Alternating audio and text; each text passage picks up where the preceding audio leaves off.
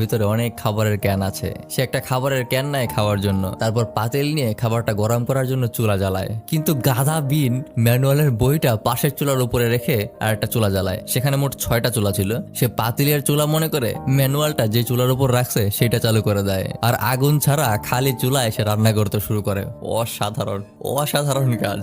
বিন যখন এই আকাম করতেছিল তখন মৌমাছিটা এসে আবার তার পাশে ভন ভন শুরু করে। মৌমাছিটাকে টেবিলের উপর বসা দেখে সে সাথে সাথে একটা প্লাস্টিকের গ্লাস দিয়ে ওটাকে বন্দি করে ফেলে। ছোটবেলায় এই ধরনের টুকটাক কাজ আমিও করতাম, তবে আমি মশা বন্দি করতাম আর তারপর গ্লাসের ভেতরে কয়েলের টুকরা ঢুকাই দিয়ে মশাটারে শাস্তি দিতাম। যাই হোক, প্লাস্টিকের পাতলা গ্লাস হওয়ার কারণে মৌমাছিরা ঠেলা ঠেলিতে গ্লাসটা সেখান থেকে সরে যেতে শুরু করে। আর বিন্তু এদিকে আগুন ছাড়া হাওয়া দিয়ে খাবার রান্না করতেছে, আর যেখানে আগুনের দরকারই নাই মানে ম্যানুয়াল বইয়ের নিচে, সেটা পুরো ছাই হয়ে যাইতেছে। হঠাৎ সে পেছনে তাকায় দেখে মৌমাছি তার মুখে চুনা লাগায় ভেগে গেছে।